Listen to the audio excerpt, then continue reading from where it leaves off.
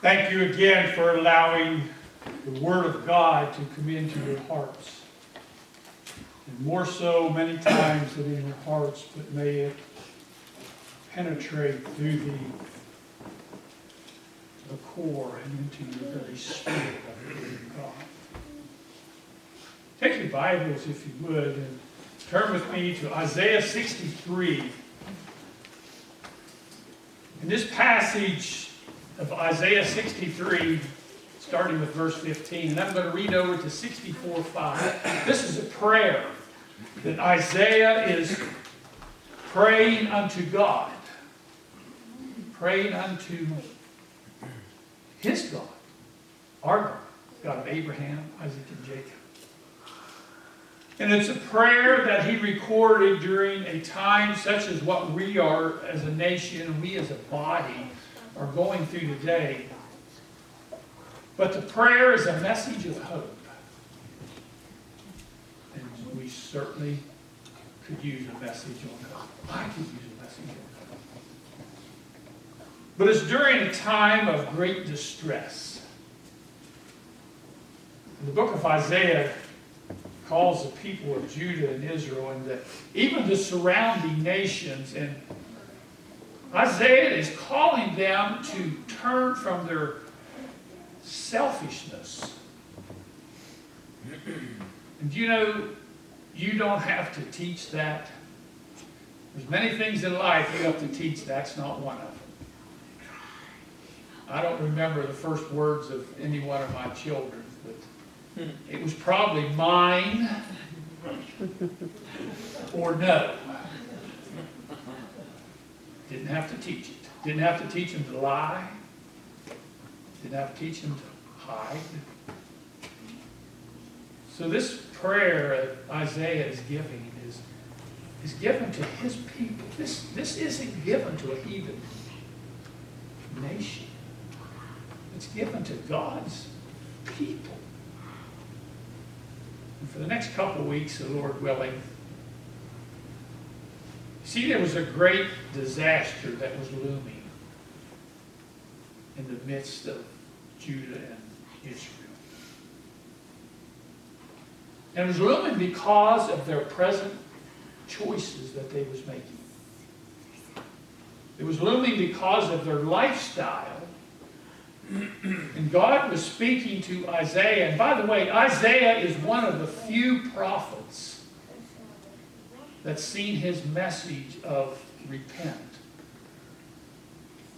come true. Ezekiel never did. Jeremiah, the great prophet, the weeping prophet, remember last week as I read from him? He never seen all of his teachings and all of his prayers. But God, in his infinite wisdom, allowed Isaiah to see truth come from his prayers.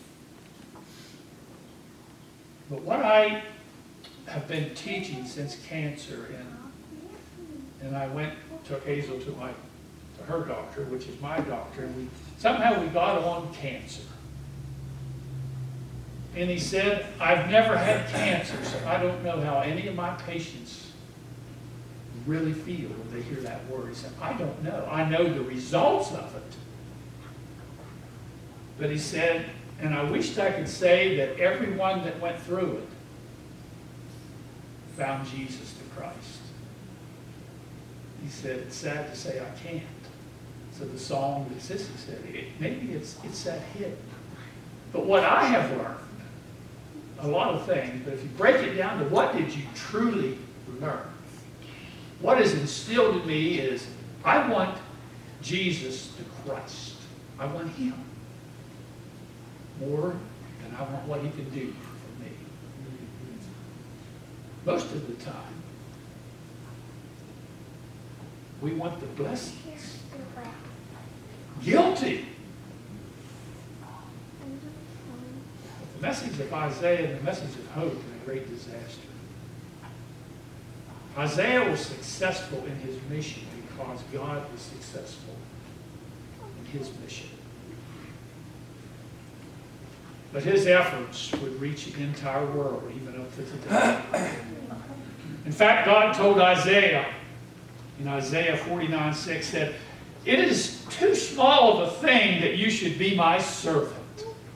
If we just read that and break that down and that's all we do, what's that mean? It doesn't say it's no small thing. He said it's too small of a thing for you to be my servant. Sometimes in life, we as the Christians and we as a body, and we even as a congregation, think, oh, it's just a small thing.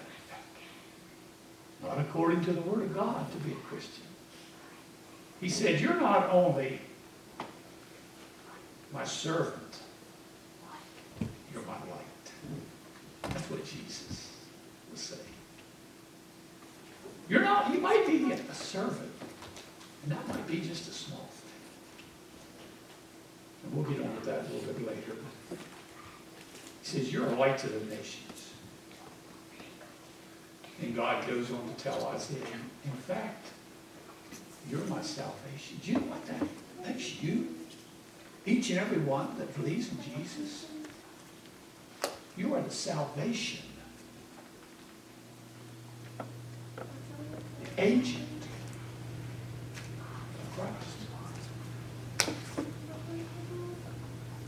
And then Isaiah 1:18, this is the one I love.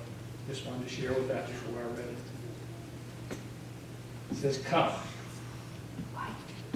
Let us reason together. You probably all want that. Though your sins are as scarlet, they will be white as snow. Though they are red like crimson, they will be like wool. What a cleansing power that cross is. Amen. You can't be offended by the blood of Christ. So they was taken in to Babylon because of their lifestyle. Been there many years. Isaiah said, what my people need is a message of hope during a time of great distress. Here's the message. Isaiah 64, starting at verse 13. Or 15, I'm sorry. Isaiah praying up to God. It says, look down from heaven and see from your lofty throne, holy and glorious. Where are your zeal and might? Your tenderness and compassion are withheld from us. But you're our Father. Though Abraham does not know us, or Israel acknowledges us. You, O Lord, are our Father, our Redeemer of old, is your name. Why, O Lord, do you make us wander from your ways and harden our hearts so we do not reverence you? Return for your sake, O your servants, the tribes that are your inheritance. For a little while your people possessed your holy place. But now our enemies have trampled down your sanctuary. We are yours from of old, but you've not ruled over them. They've not been called by your name. Oh, that you would rent the heavens and come down, that the mountains would tremble before you, as when fire sets twigs ablaze and causes water to boil. Come down to make your name known to your enemies and cause the nations to quake before you. For when you did awesome things that we did not expect, you came down and the mountains trembled before you. Since ancient times, no one has heard this, no ear has perceived, no eye has seen, nor God beside you, who acts on behalf of those who wait for him. You come to the help of those who gladly do right, who remember your ways, but when we continue to sin against them, you were angry. How then can we be saved? Let us pray. Our Father in heaven, I thank you, Lord, that you have preserved your word, Lord, through writings, but Lord, you preserved it more through the Holy Spirit. So Lord, this morning I pray that the word would be embedded into our spirit and our soul, not so much as remembrance, Lord, but in obedience. May each heart here, Lord, be tender. May each heart be open as a little child receives its food.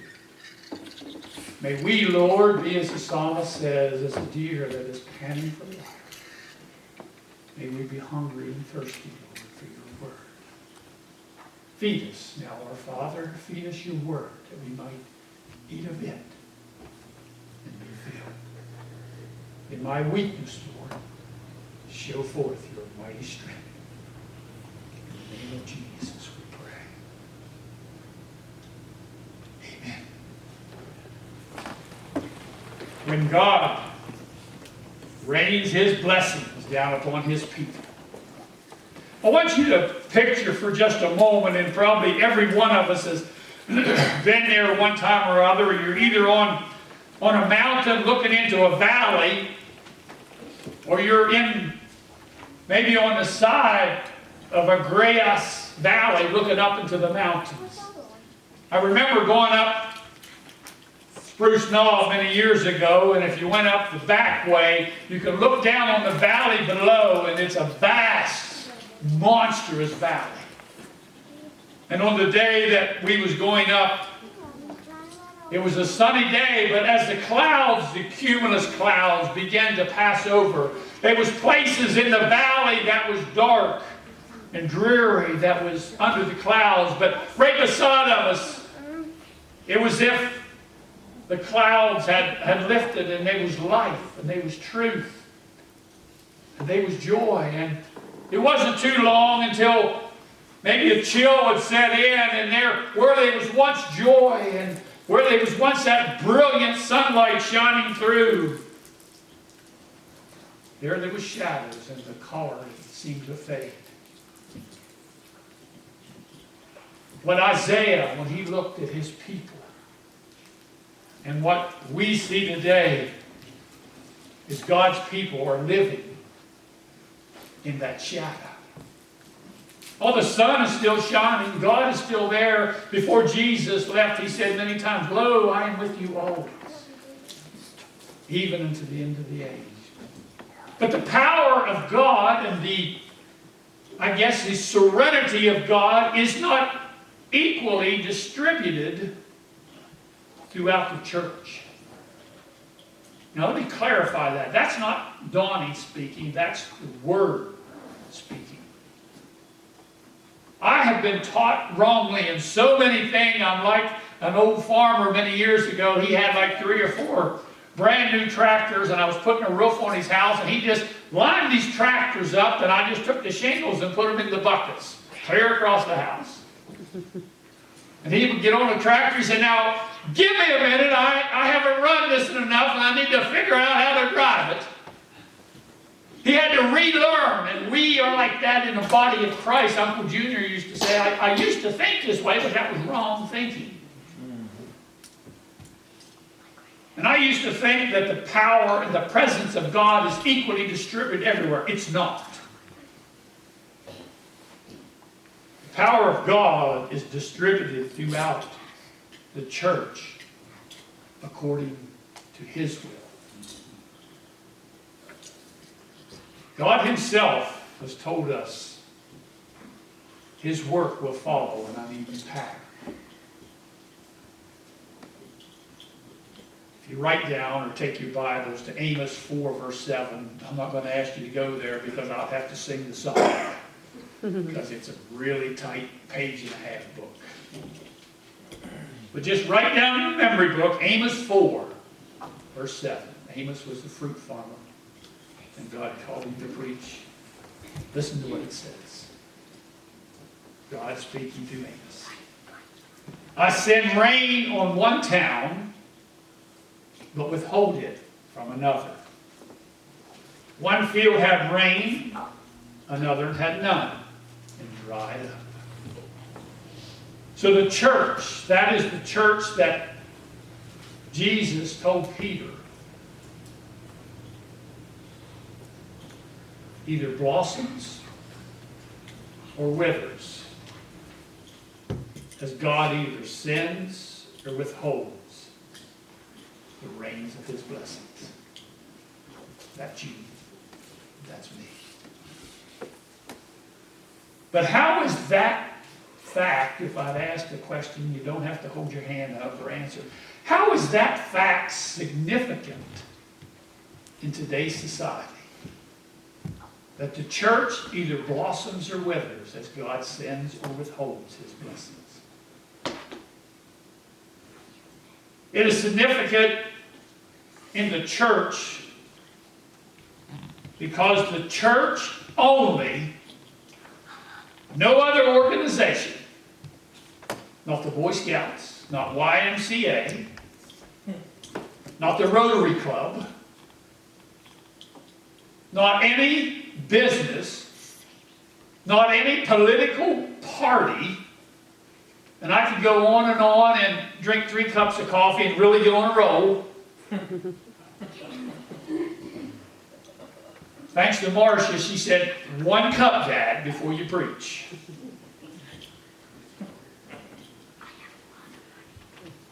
The church, and only the church, and if we was in a court of law, the truth, the whole truth, and nothing but the truth.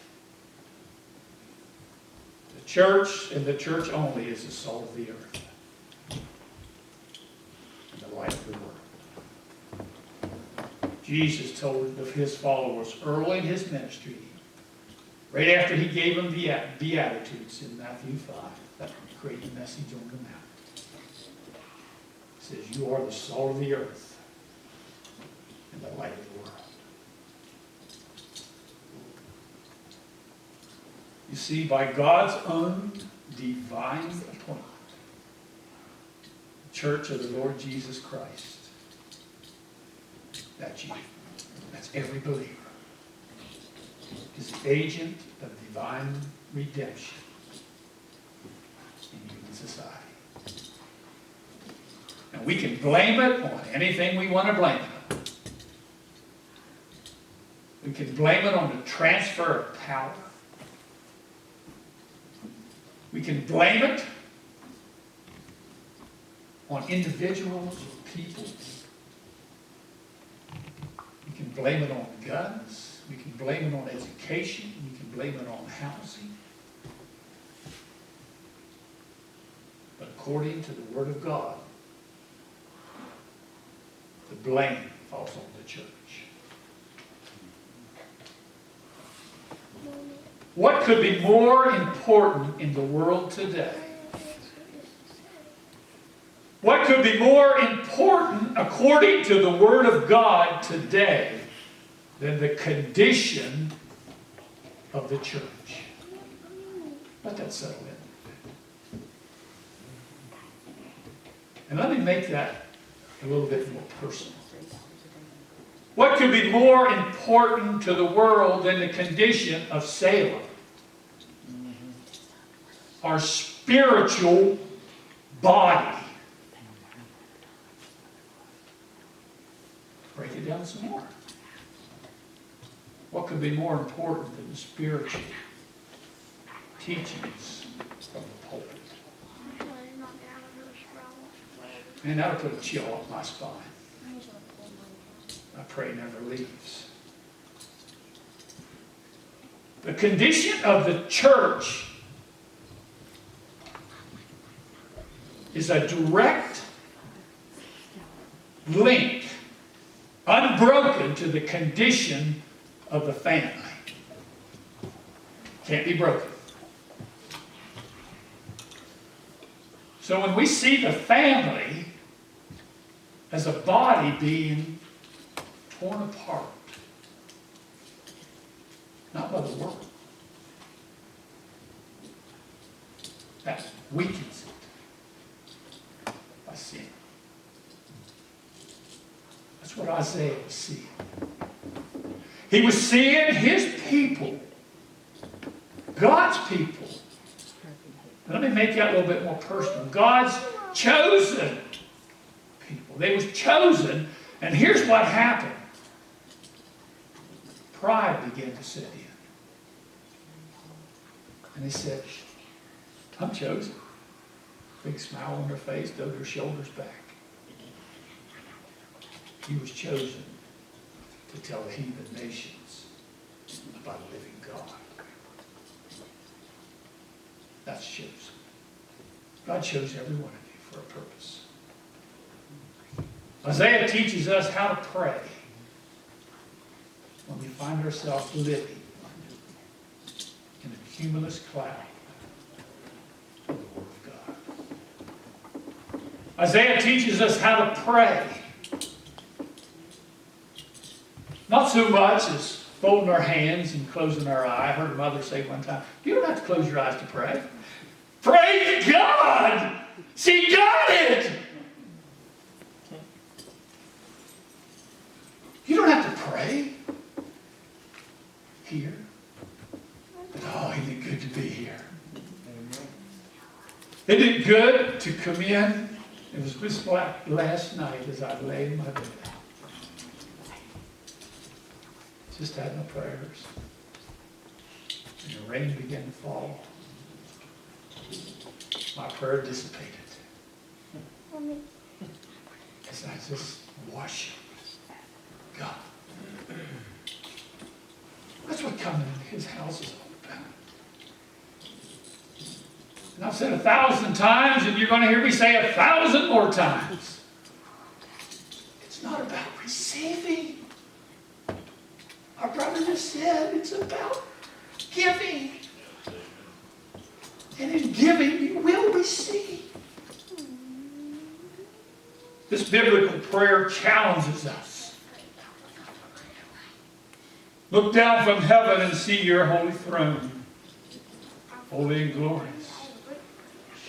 Where your zeal, your might, challenges us to seek Him. That's what we need to be about. And Jesus, we get into this, oh yeah, but then you're saying, no, you can't ask. I didn't say you can't ask for healing. You can't ask for blessings.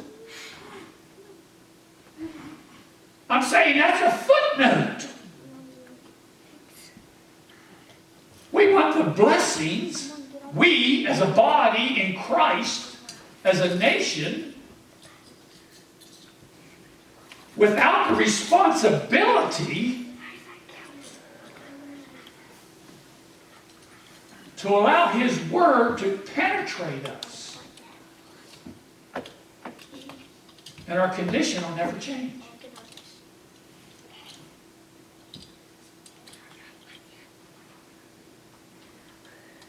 I said many times during my last 4 years, I took more medicine. I'm down to 12 pills a day. Went from 37. And if I hadn't taken them, I'd be dead.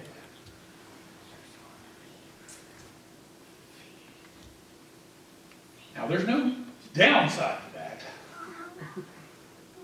for me. What the prayer is saying, to seek God. People of God to whom Isaiah was praying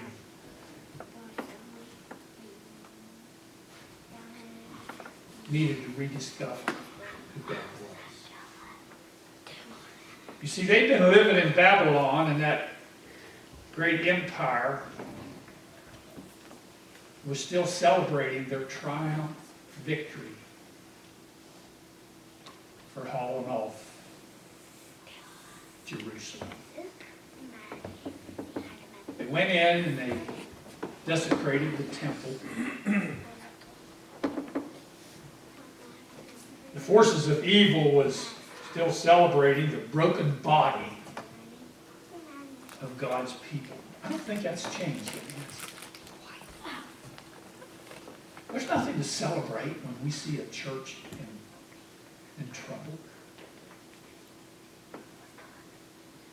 But as the enemy was saving their victory, the few Jewish survivors that was in Jerusalem seemed to think the whole moral order of the world was in disarray. Guilty. And they was about ready to give up. They was left behind. And according to his word, they began to ask, where are you, God? There's nothing the matter with that in and of itself. But the moment the prophet Isaiah called them to pray, he said, God can condemn to them again and revive them. He's just as merciful as he was before. He's just as almighty as he was then. And he taught them, first of all, to pray, God, I thank you that you exist. You know how precious that prayer is. Our only hope is that God is still there. That he may withdraw from us our enjoyment. He may withdraw from us at times his nearness. But he's still there. Our present experience is not even close to full measure of God's glory.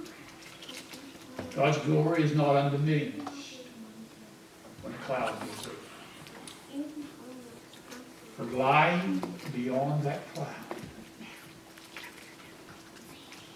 is the holiness of the living God. He can renew our experience with him at any time. The prophet encouraged the people to pray with that confidence in mind. You and I need to do likewise. Look down and see, Lord.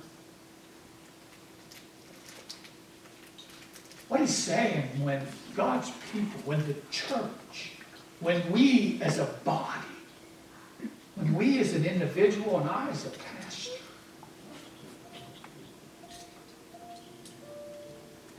know that God's still my God. Nothing's going to change that. What it does, it calls for God to renew his attention. Here I am, Lord. And I'm suffering, Lord. And my mind begins to go crazy when I see things happening. Sure, God is constantly watching over us. The minute he stops looking over the church, in 1 minute, the trumpet's going to sound.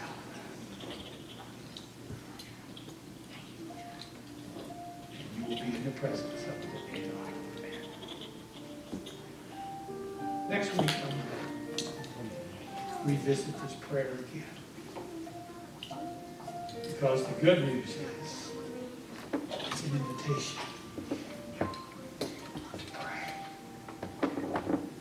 It's an invitation. The hope of the world seems to be lost. The world seems to be fighting within and without. There's still hope. God will preserve the church. My children, your church. Let's pray. And our Father, as we give our thanks, may the church prevail in us. And may we leave this place salt and light.